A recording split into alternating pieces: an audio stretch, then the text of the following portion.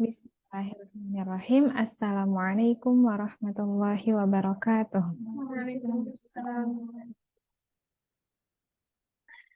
Alhamdulillahirabbil alamin wassalatu wassalamu ala asyrafil anbiya'i wal mursalin wa ala alihi wa sahbihi ajma'in amma ba'du.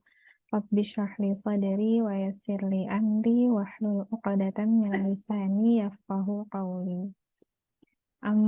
Puji serta syukur pastinya kita panjatkan kehadirat Allah Subhanahu wa Ta'ala yang telah memberikan kita nikmat sampai dengan hari ini, sehingga kita masih diberi kesempatan untuk menambah amal-amal kebaikan kita, juga memperbaiki dosa-dosa kita. Salawat serta salam tak lupa kita haturkan kepada suri tauladan kita Rasulullah Shallallahu Alaihi Wasallam. Semoga kita senantiasa diistiqomahkan untuk mengikuti sunnah-sunnah beliau hingga akhir hayat nanti. Oke, melanjutkan kultum yang sebelumnya, setahun yang lalu. Oke, mungkin kita review sedikit ya. Jadi sebelumnya itu kita masih terkait habits. Kan waktu itu aku sempat cerita tentang sebuah buku tentang habits. Terus akhirnya kita menuju pada pembahasan di mana apa yang menandakan bahwa habits itu tuh sebenarnya habits yang baik atau enggak sih gitu.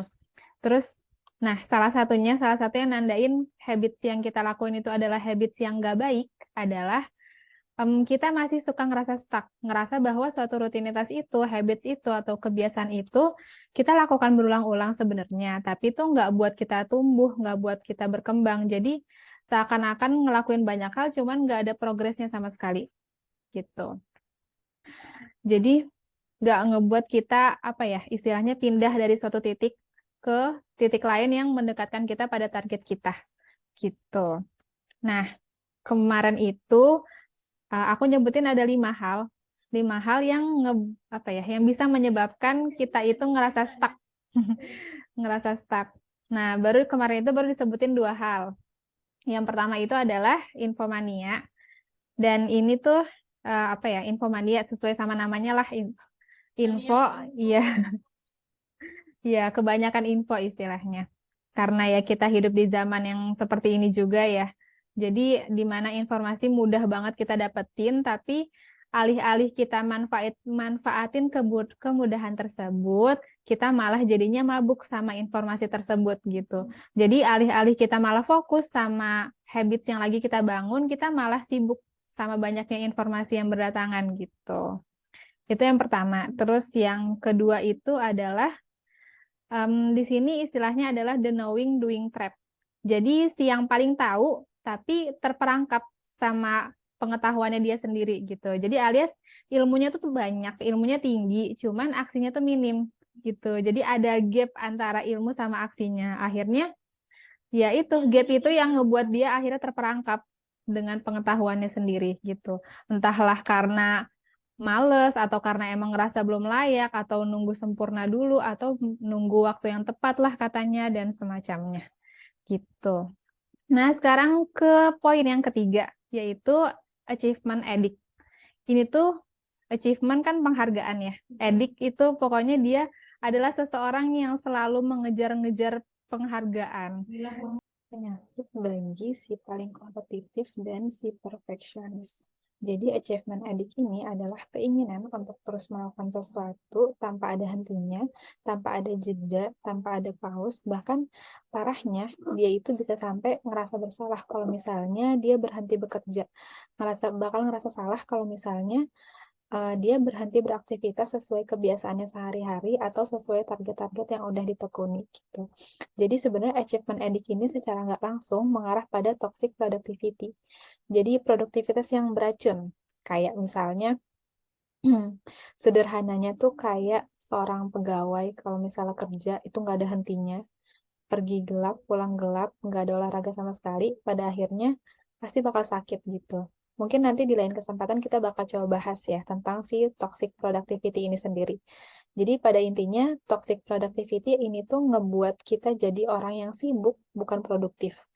Jadi tuh seseorang jadi sangat rentan buat ngerasa stuck ketika kesibukan itu tuh begitu memenuhi kesehariannya. Sampai mungkin dia bakal bertanya-tanya pada dirinya sendiri, ini sebenarnya gue lagi ngapain sih? Karena saking banyaknya kerjaannya ya, karena saking sibuknya. Jadi dia bingung sebenarnya dia sendiri lagi ngapain. Gitu. Dia ngerasa stuck sama bosen sama kesehariannya yang begitu sibuk. Nah, kemudian poin yang keempat adalah si paling multitasking. Si paling bisa kerja sambil lihat sosmed, padahal nggak ada notif penting sama sekali. Terus kemudian pada akhirnya waktunya malah habis buat sosmed, bukan buat kerjaan penting yang harusnya dia lakuin. Jadi sebenarnya bisa kita simpulkan bahwa terkadang menjadi multitasking itu ternyata benar-benar ngeganggu konsentrasi sama fokus kita. Nah, ketika konsentrasi sama fokus kita itu menurun, bakal ada dua kemungkinan yang bisa terjadi. Yang pertama adalah pekerjaan kita jadi semakin lama selesainya, dan yang kedua mungkin walaupun selesai hasilnya nggak bakal maksimal gitu. Sebenarnya mungkin ini khususnya buat pekerjaan-pekerjaan yang memerlukan otak berpikir secara ekstra ya. Kayak kita kan biasanya nyapu sambil dengerin apa, itu mungkin it's okay karena nyapu kan fisik atau masak kan fisik, terus kita sambil dengerin yang lain gitu.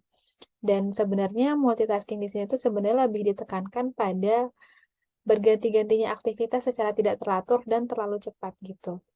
Jadi baru ngerjain ini, tiba-tiba pindah ngerjain yang lain. Baru 10 menit, terus pindah ngerjain yang lain. Habis itu ngerjain yang ini, ngerjain yang lain lagi gitu. Jadi aktivitasnya tuh berpindah-pindah terus, berganti-ganti terus secara cepat gitu. Yang pada akhirnya tuh sebenarnya secara nggak sadar ini tuh jadi mempengaruhi cara kerja saraf di otak kita yang sebenarnya punya efek panjang itu bisa mengarah pada penurunan ketajaman berpikir kita, fokus otak kita, sama daya ingat kita. Jadi pada intinya multitasking ini tuh bisa jadi awal mula kita akan merasa stuck nanti. Karena yang kita lakuin itu seolah-olah banyak, namun ternyata nggak ngebuat kita berprogres, nggak buat kita bertumbuh, gitu. Kemudian poin yang kelima, yang terakhir adalah terlalu banyak interaksi dengan gadget, terutama HP ya, karena benda ini yang ngebuat kita begitu bergantung sama dia. Kita selalu pengen lihat notifikasi yang masuk, selalu dibuat penasaran buat hal-hal yang baru diupdate, terus kadang juga dibuat nyesel kalau misalnya ada bunyi yang kita nggak langsung lihat gitu. Jadi sebenarnya em, mahamin stuck di sini tuh sesimpel karena kita nggak fokus, yang pada akhirnya kita jadi nggak berprogres dengan apa yang sedang kita kerjakan gitu. Jadi tanpa progres dan sadar bahwa kita sedang bertumbuh itu sebenarnya kita akan ngerasa stuck, ngerasa mentok dan bosan gitu. Nah, menurut penelitian, kalau misalnya kita naruh HP di meja kita, kalau misalnya kita lagi kerja, itu bakal ngasih efek negatif khususnya pada kemampuan kognitif kita. Walaupun HP itu dalam kondisi silent ya. Karena sebenarnya sangat sulit buat fokus kalau misalnya ada benda tersebut di hadapan kita. Meskipun misalnya kita udah tulis, kita udah tekenin di otak kita kalau misalnya oke HP di sini tapi nggak boleh kita lihat, nggak boleh kita apa ya, nggak boleh kita baca lah. Pokoknya kalau misalnya bunyi, kalau ada notif, harus bodo amat gitu. Tapi sebenarnya ketika kita sedang berpikir seperti itu, sebenarnya kita tuh lagi nggak fokus juga karena pikiran-pikiran tersebut gitu. Jadi pada akhirnya lagi, kerjaan kita yang nggak selesai-selesai lagi, nggak fokus lagi. Akhirnya karena nggak selesai-selesai itu, kita akhirnya ngerasa stuck lagi, ngerasa bosan gitu. Nah, sampai sini dari 5 poin tadi ya, ada infomania, the knowing doing trap, terus kemudian achievement addict, lalu si paling multitasking, dan yang terakhir adalah terlalu sering berinteraksi dengan gadget. Di sini kelimanya cukup relate ya dengan kehidupan kita sehari-hari. Maka dari itu, em, mungkin di kesempatan berikutnya kita akan bahas bagaimana agar apa ya, menghadapi kelima hal ini gitu. Bagaimana agar menghindari 5 hal tadi gitu. Agar akhirnya kita bisa memperbaiki habits kita menjadi habits yang baik gitu. Nah, karena keterbatasan waktu, mungkin sekian yang dapat saya sampaikan. Kurang lebihnya mohon maaf. Wassalamualaikum warahmatullahi wabarakatuh.